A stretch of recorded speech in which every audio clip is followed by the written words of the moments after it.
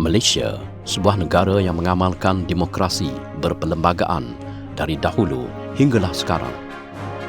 Parti UMNO yang ditubuhkan pada 11 Mei 1946 menyedari kesusahan yang harus dilalui untuk mendapatkan kebebasan. Pemimpin-pemimpin Melayu kemudiannya membawa masuk masyarakat bukan Melayu untuk berjuang sama-sama dalam satu gabungan parti. Ini bertujuan agar semua kaum dapat mengetahui dan merasa sama-sama berjuang untuk kemerdekaan. Maka tertubuhnya perikatan yang diasaskan oleh Presiden UMNO pertama, iaitu Tengku Abdul Rahman Putra Al-Haj dan beberapa pemimpin Melayu yang lain. Perikatan yang menggunakan lambang perahu layar disertai oleh Parti UMNO, MCA dan Parti MIC. Hasil gabungan parti ini dapat diterima oleh semua pihak sebagai wadah penyatuan semua kaum termasuk Sabah dan Sarawak untuk sama-sama memperjuangkan kemerdekaan daripada penjajahan British demi kebebasan tanah Melayu dan mentadbir Malaysia selepas merdeka.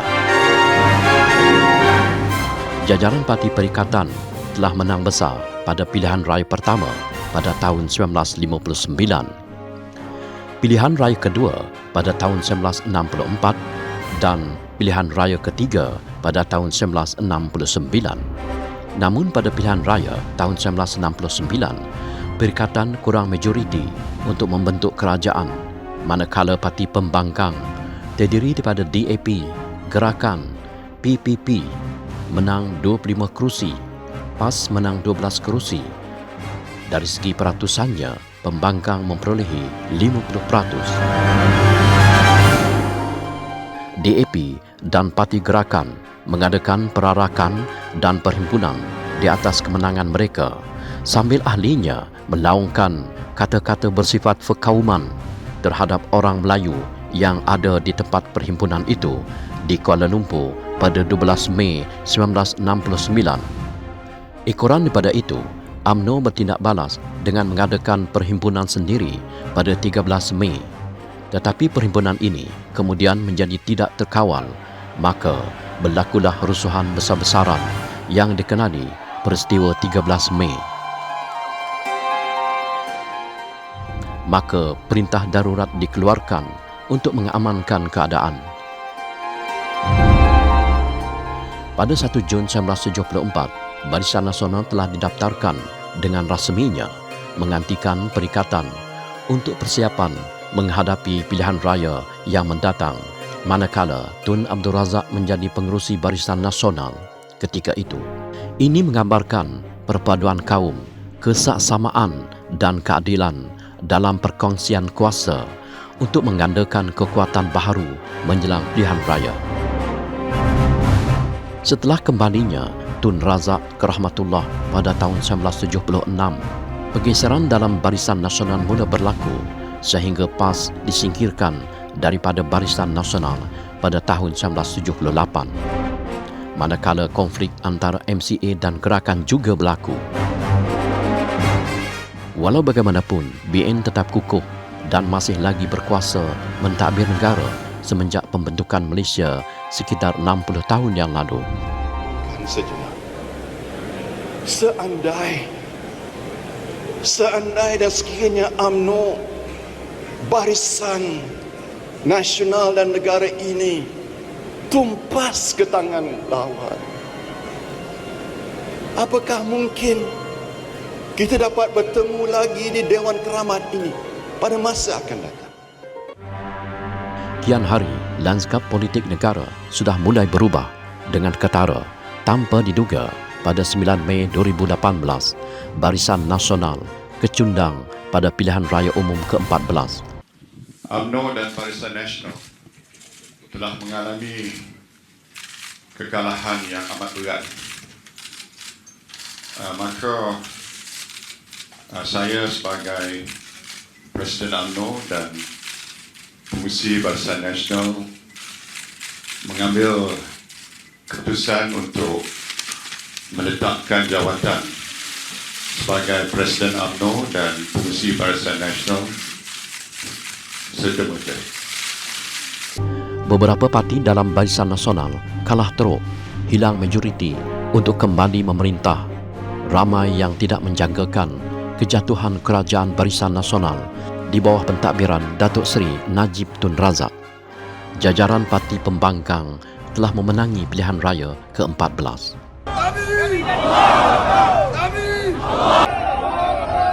Kekalahan Barisan Nasional memberi kesan dan impak yang positif dalam senario politik tanah air, sehingga beberapa parti komponen Sarawak keluar dari kepompong BN dan menubuhkan GPS.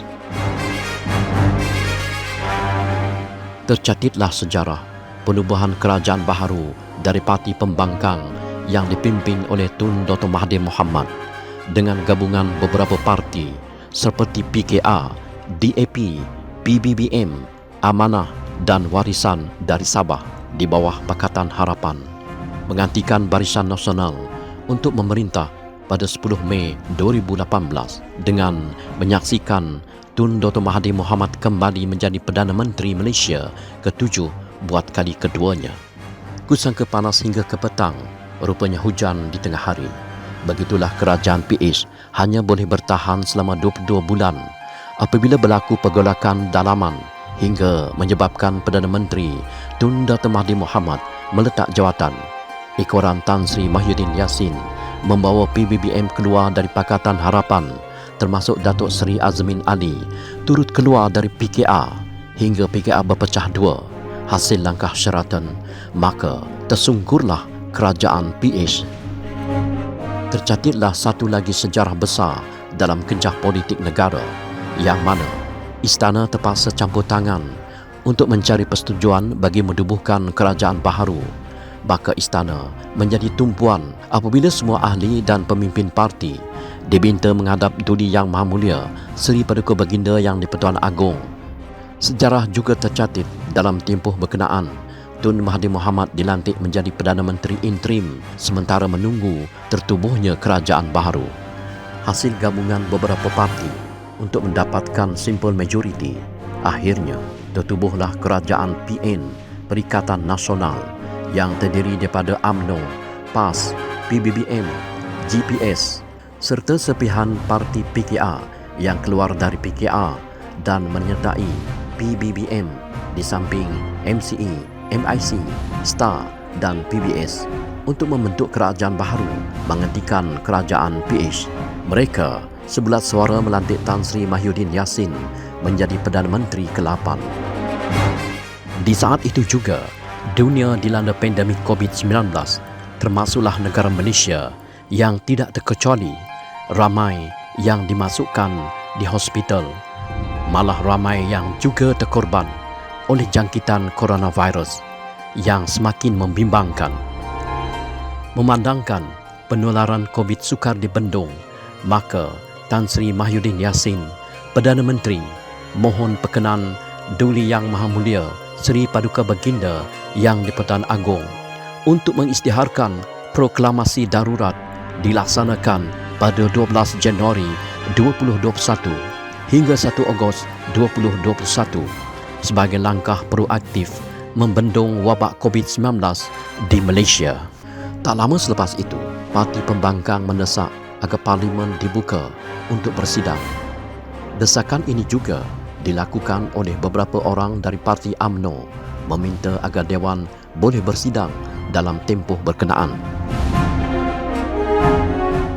Pada Julai 2021, sidang Parlimen diadakan. Sidang Parlimen kali ini cukup kecoh.